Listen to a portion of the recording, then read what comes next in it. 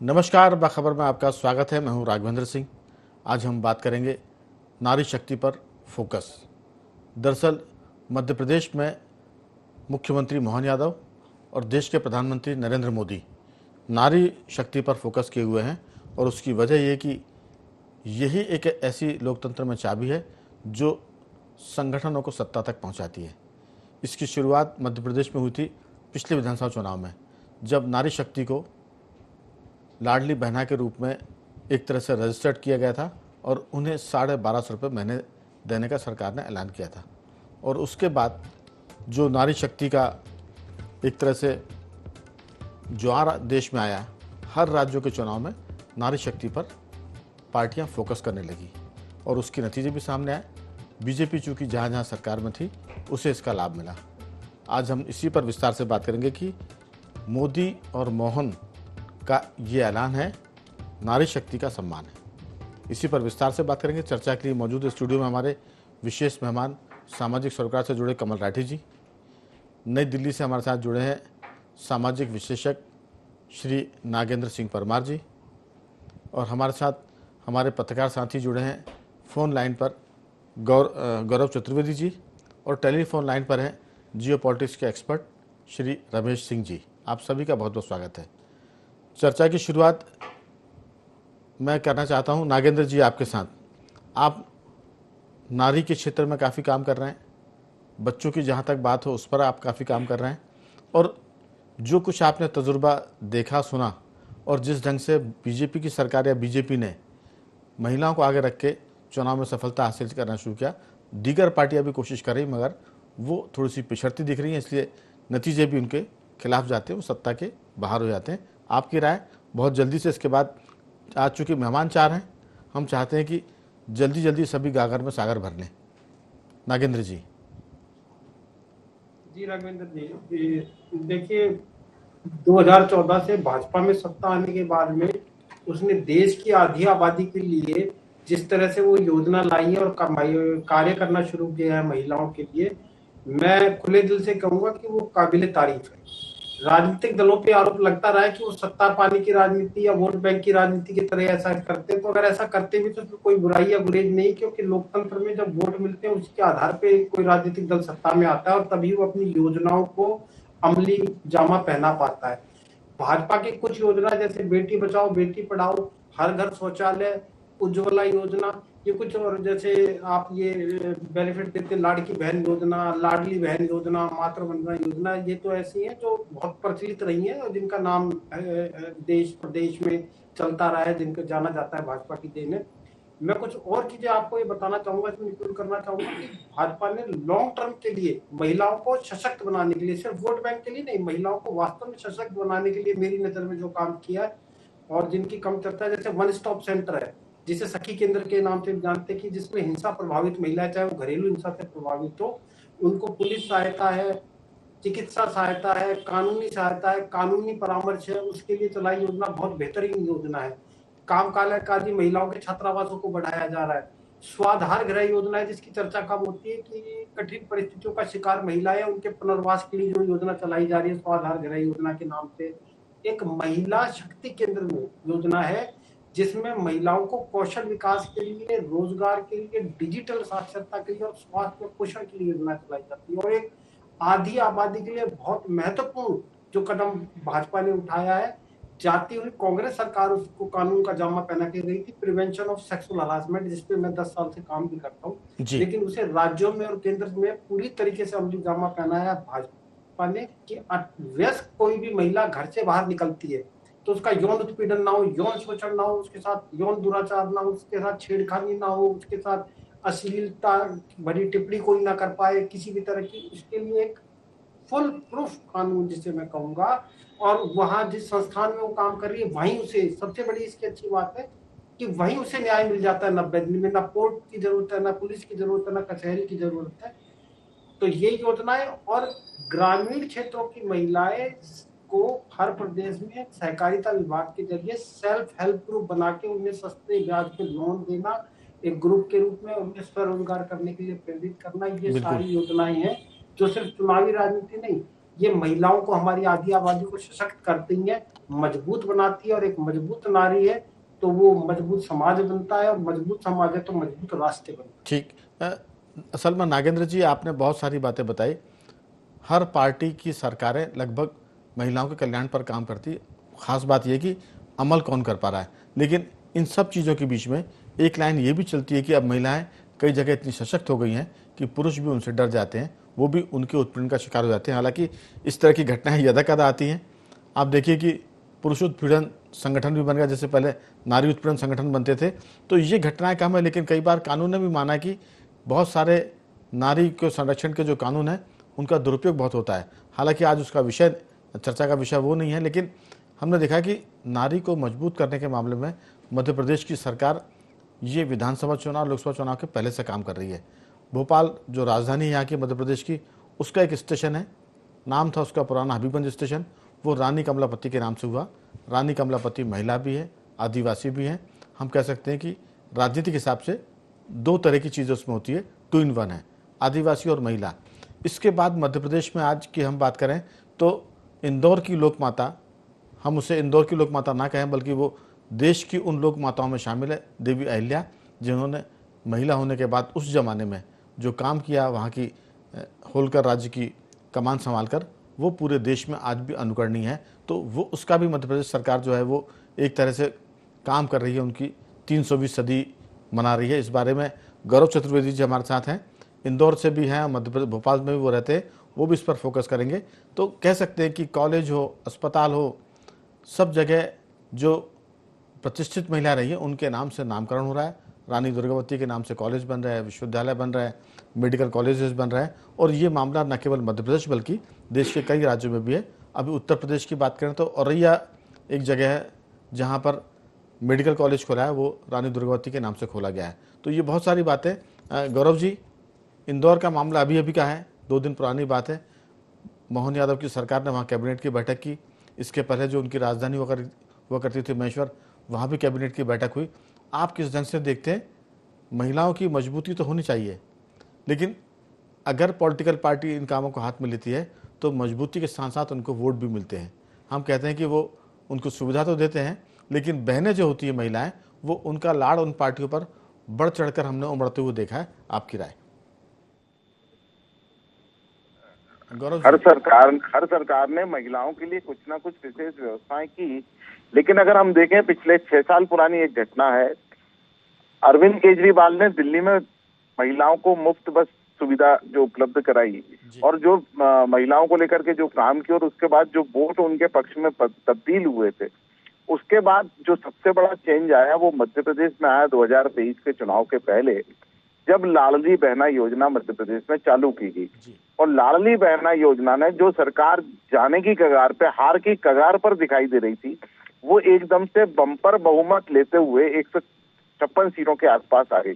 ऐसी परिस्थिति में केंद्र की सरकार हो या अब अन्य राज्यों की सरकार, उन्होंने इस योजना को सबसे पहले लागू किया। हालांकि मध्य प्रदेश में लाडली लक्ष्मी योजना चल रही थी और भी योजनाओं महिलाओं को लेकर के शिवराज सिंह चौहान ने बहुत काम किया, लेकिन जो लाडली बहना योजना का इम्पैक्ट मध्य प्रदेश को मिला, उसके बाद पूरे देश में इस योजना को लागू किया गया, अलग अलग नाम से लागू किया गया। दूसरी बात जो सबसे बड़ी है कि महिलाएं पुरुषों के मुकाबले ज्यादा संवेदनशील होती हैं, ज्यादा भावुक होती हैं, और जब उनको किसी भी प्रकार का कोई लाभ सरकार से मिलता हुआ दिखाई देता है तो एक विश्वास पनपता है उनके मन में, और वो विश्वास अंततः जाकर वोट में तब्दील हो जाता है। इसीलिए मध्य प्रदेश में मुख्यमंत्री बदलने के बाद भी ना लाडली बहना योजना, जो सबसे खर्चीली योजना है, जो विकास कार्य को प्रभावित कर रही है, उसे बंद करने में कोई भी सरकार आगे नहीं आ रही। दूसरी बात, इसी प्रकार उन्होंने रानी कमलापति हो या दुर्गावती हो या रानी माता अहिल्याबाई हो, इन सबके नामों को भी आगे बढ़ाने का काम किया और कर रही है सरकार लगातार।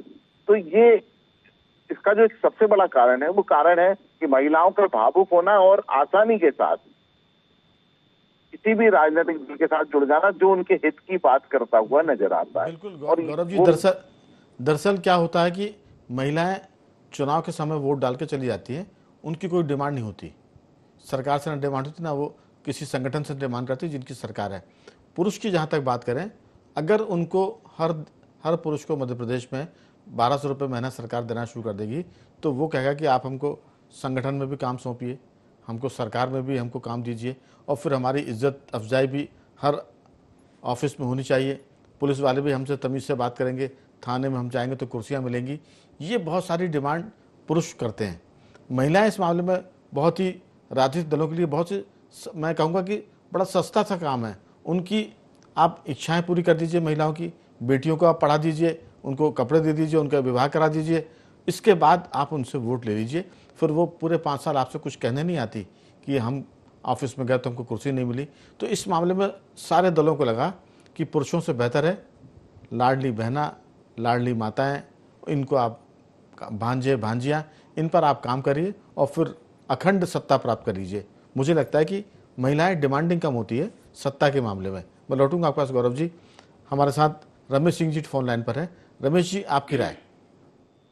राघवेंद्र जी, नारी पे जो फोकस कर रहे हैं ये कोई नई चीज नहीं है। हमारी भारत की जो संस्कृति है इसका बुनियाद ही नारी शक्ति पे है।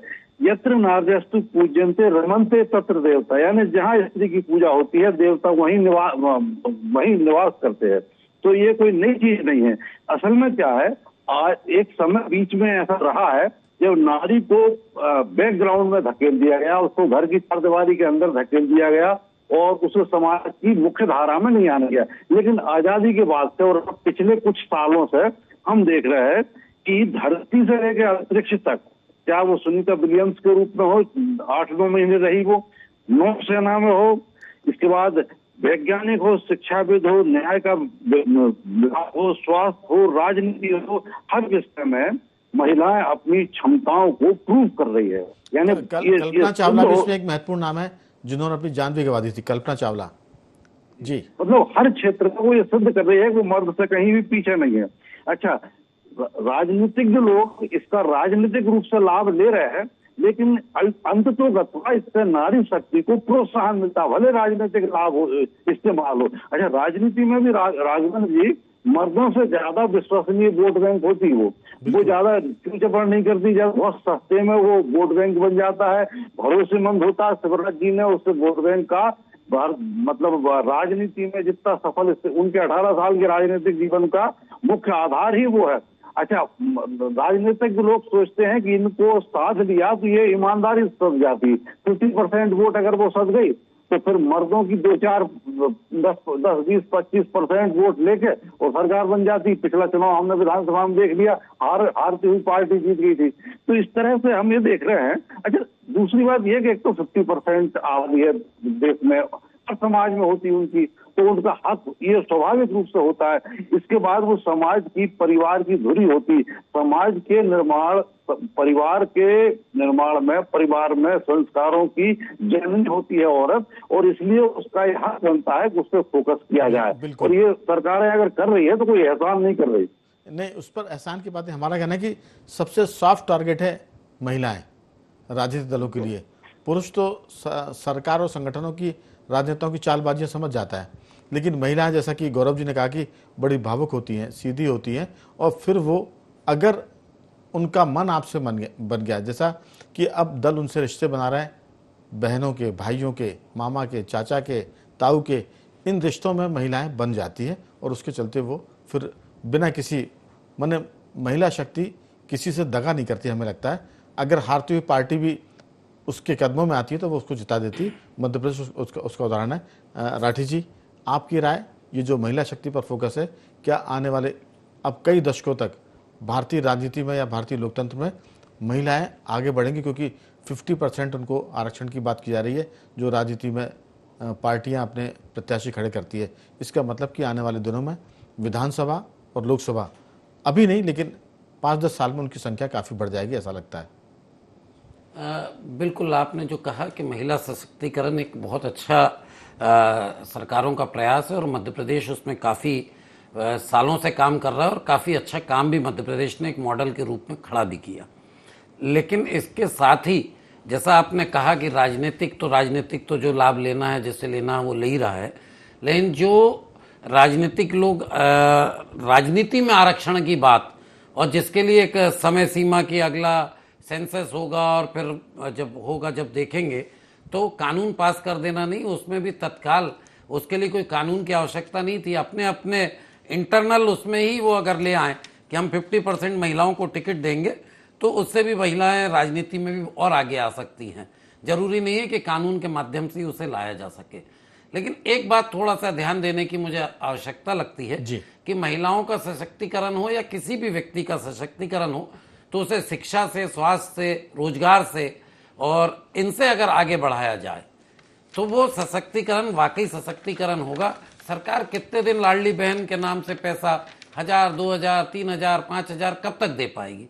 लेकिन इसकी जगह साथ में अभी ये दें, लेकिन साथ ही अगर जैसा कि मध्य प्रदेश में किया गया है। कमल जी, राजनीतिक दल किसी समस्या का समाधान थोड़ी करते हैं, वो तो सेरिडॉन की गोली की तरह होते हैं कि सर दर्द हुआ तो गोली खाइए और आराम करिए।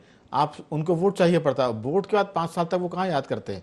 आरक्षण भी उसी का हिस्सा था, लेकिन आरक्षण और लाडली बहना, अब ये चीज़ें भारतीय राजनीति से हटने वाली नहीं है। जो हटाएगा वो सत्ता से मिट जाएगा। नहीं, बिल्कुल आपकी बात। आरक्षण तो वो चीज़ हो गई है जो कभी अब मतलब हिलना बड़ा, हटाना तो नामुमकिन सा ही काम है, और ना कम कर सकते हो आप, बढ़ा जरूर सकते हो, कभी भी बढ़ा सकते हो आप। लेकिन अब मुझे लगता है कि सशक्तिकरण की जो मध्य प्रदेश में भी कुछ योजना आई है, अगर इस पे फोकस करें, क्योंकि अल्टीमेटली जो पैसा देना या अन्य काम सशक्तिकरण के नाम से जो एक बहुत लुभावना ऑफर होता है, उसके कारण फाइनेंशियल इकोनॉमिकल जो नुकसान देश को हो रहा है, उसको थोड़ा सा राजनीतिक लोगों को देखने की आवश्यकता है।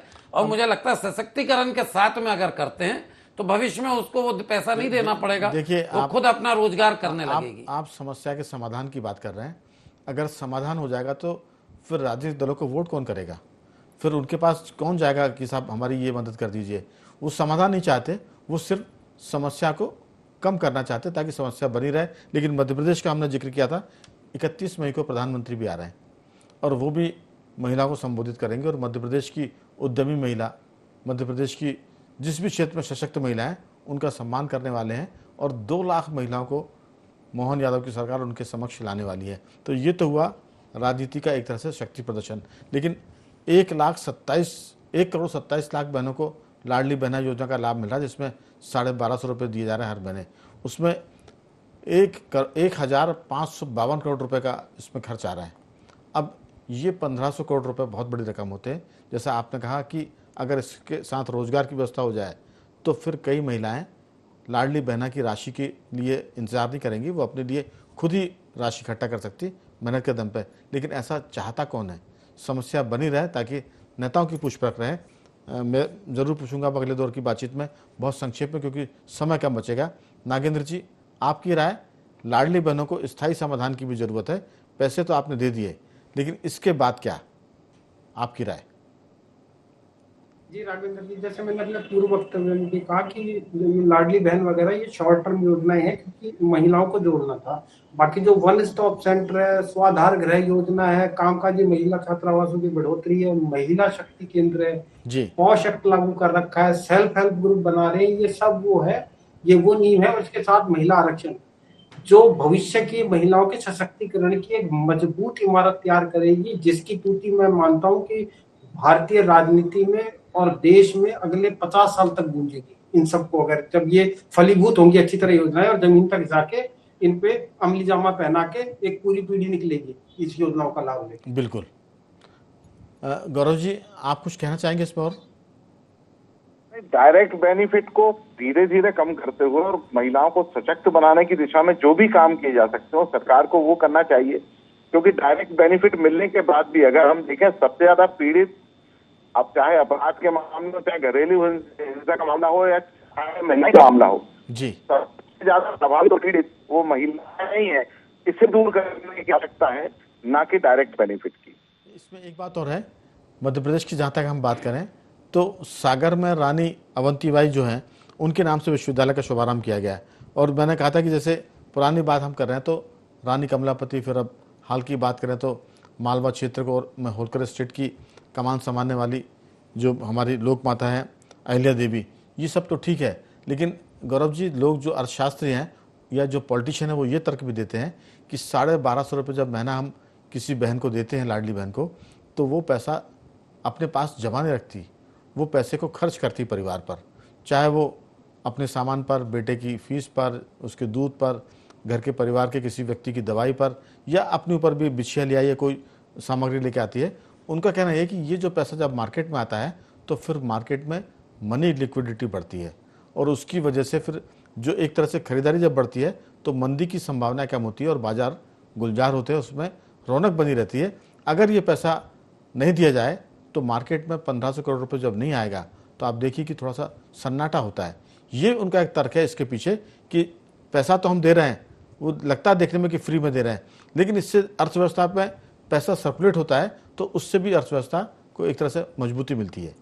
गौरव जी, देखिए 1500 रुपए देना या 3000 रुपए देना महत्वपूर्ण नहीं है, महत्वपूर्ण है आप अगर उस इंफ्रास्ट्रक्चर को डेवलप कर देते हैं, आप अगर उनके रोजगार की व्यवस्था कर देते हैं, या आप उनको अन्य तरीके से मजबूत करने की बात करते हैं, तो यही 1500 की बजाय वो 5 से 6000 और 10,000 15,000 रुपए भी कमा सकते हैं। बिल्कुल। उन्हें अगर रोजगार के उचित अवसर प्रदान किए जाएं वो ज्यादा महत्वपूर्ण होगा, बनी बस 1500 रुपए देने। गौरव जी, राजनेता ना तो हम पुराने ज़माने की बात करें और आज भी अगर मन की बात करें तो वो विकास नहीं चाहते, वो नहीं चाहते कि व्यक्ति स्वावलंबी हो, वो नहीं चाहते कि उसके पास इतने कम लोग आए कि उसकी राजनीति बंद हो जाए। अगर सब संबल हो जाएंगे, सबको ताकत मिल जाएगी, तो फिर सियासत में उनको दूसरे कई और मुद्दे ढूंढने पड़ेंगे जिसके मूड में अभी पॉलिटिशियन या पार्टियां लगती नहीं है। रमेश जी, आपकी राय छोटी सी। राघवेंद्र जी, महिलाओं को जो नगद पैसा मिलता है, आपने बिल्कुल सही कहा कि इकोनॉमी में वापस चला जाता है, इससे लिक्विडिटी बढ़ती है। और सबसे महत्वपूर्ण बात यह है कि जो निम्न वर्ग की महिलाएं हैं और खासतौर से जो निम्न मध्यम वर्ग की महिलाएं, वो अपने जीवन स्तर को सुधारती, वो पैसे का खर्च वो अपने उन चीजों को खरीदने में करती है जो वो देखती उच्च वर्ग का समाज जो जिन उपभोक्ता वस्तुओं को भोगता है उन खरीद के अब एक इंडेक्स बनाती है।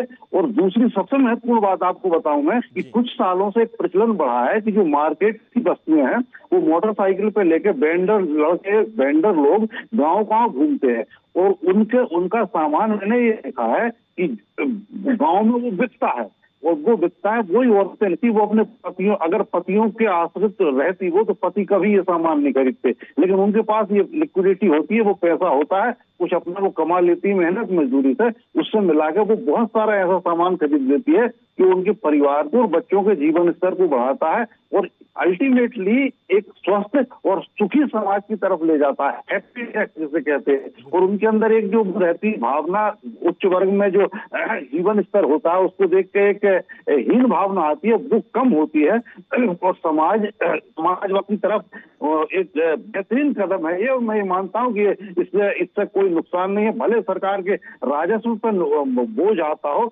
लेकिन इससे समाज को फायदा हो रहा है। लेकिन रमेश जी, खासतौर से आपने जिक्र किया कि ग्रामीण परिवेश की जो महिलाएं जो कस्बे में रहती हैं उनकी छोटी छोटी ख्वाहिशें होती है, ये जो 1200-1500 रुपये उनको मिलते हैं वो अपनी उन इच्छाओं को पूरा करती है। जैसे लोग कहते हैं ना कि खुशी का, आनंद का मतलब पैसे से नहीं है, आनंद का मतलब ऐश्वर्य या साधनों से नहीं है, वो छोटी छोटी खुशियों से जो उनको मिल जाती है। अब गाँव की महिलाएँ EMI पर सामान ले लेती हैं, वो आजकल के जो एंड्रॉयड मोबाइल है वो ख़रीद लेती हैं, उनको चलाती हैं। अगर किसी बच्चे की डिमांड है कि उससे फ़ोन चाहिए, उसको माँ जो है अपने इसी पैसे से फ़ोन दिला देती है। जो बच्चे लिख पढ़ रहे हैं उनके लिए भी वो पैसा खर्च करते हैं। तो कह सकते हैं कि जो उनकी छोटी छोटी दमित इच्छाएँ होती है, ये जो 1200-1500 रुपये मिलते हैं, इससे वो उनकी एक तरह से खरीदी करती हैं और अपने सपनों को पूरा करने का काम भी करती। राठी जी, मामला सिर्फ इतने का नहीं है कि ये मुफ्त का पैसा जा रहा है और इससे एक बहुत बड़ा बजट का पैसा उस पर खर्च हो रहा है। आपने ठीक कहा कि इन पैसों से अगर वो कुछ योजना शुरू करें 1500 करोड़ रुपए से, तो कई हज़ार महिला को काम मिल सकता है। लेकिन वो जो दूसरा पक्ष है कि एक महिला को मोबाइल चाहिए, उसको अपनी कॉलेज जाती हुई लड़की के लिए कुछ सामान लेके देना है, कोई वाहन खरीदना है, तो वो सब चीज़ें भी वो माँ कर सकती है जिसको 1200-1500 रुपये महीना मिल रहा है। नहीं, देखिए, देखने का अलग अलग स्वरूप हो सकता है और जैसा आपने कहा ये पैसा इकोनॉमी में अल्टीमेटली लौट के आता है, तो दूसरे फायदे तो सरकार को कहीं ना कहीं से मिलते हैं। लेकिन जैसा आपने कहा, तो महिला वो होती है जो पूरे घर को संभाल के लेके चलती है जी। तो महिला घर की जरूरत को पहले पूरा करने की कोशिश करेगी। मुझे नहीं लगता कि 1200 रुपए वो अपने पे कुछ खर्च करना चाहेगी। कर तो भी नहीं 1200 पाती। रुपए पहली कोशिश ये करेगी कि उस घर में जो पहली आवश्यकता होगी उस पर वो पैसा खर्च होगा। तो मेरा ऐसा मानना है, क्योंकि महिलाओं का स्वभाव होता है कि पहले घर उनके लिए महत्वपूर्ण होता है, स्वयं बाद में होता है। राठी जी, कहावत तो क्या सच्चाई भी है कि जब घर में 6 रोटी हो और खाना खाने वाले 3 लोग हो तो माँ कहती है सबसे पहले कि आज मेरी तबीयत ठीक नहीं, मेरा मन नहीं खाने को, क्योंकि उसे पता है कि अगर वो खाना खाएगी तो बाकी बच्चों के लिए रोटियां कम पड़ जाएंगी। तो माँ तो उसी पैसे से परिवार का पहले ख्याल रखेगी। लेकिन मैं 2-3 लाइन में बात बता दूं, हमारे घर एक दूध बांटने वाला आता है। उसका कहना यह था कि उसके घर 2 बहू हैं बेटों की, एक उसकी पत्नी है, 3, और सबको 1250 रुपये उसमें मिलना शुरू हुए थे। उसने कहा कि मैं तो उनके पैसे इकट्ठे करता हूँ और एक मैंने फ्लैट बुक किया था उसकी किस्तें चुका रहा हूँ। तो कई बार ऐसी चीज़ें भी होती हैं जिससे लोगों का काम चल जाता है और बाद में वो उनके लिए एक प्रॉपर्टी या एक तरह से ताकत बन जाती। तो ये बहुत सारे एंगल हैं, लेकिन ये है कि राजनीतिक दल जो है अब इस पर फोकस कर रहे हैं, महिला को किस तरह से लाभ पहुँचाए, किस तरह से मजबूत बनाए और किस तरह से उनको सशक्त बना के समाज में लीडर के रूप में बात करें। तो मैं इस मुद्दे को यहीं रोकता हूं और चारों मेहमानों का साधुवाद करता हूं। गौरव जी, आपका बहुत धन्यवाद। नागेंद्र जी, आपका साधुवाद। रमेश जी, आपका भी साधुवाद। और राठी जी, आपका बहुत बहुत धन्यवाद कि आपने इस चर्चा में हिस्सा लिया। बाखबर में आज सिर्फ इतना ही। बने रहिए हमारे साथ और देखते रहिए IND24।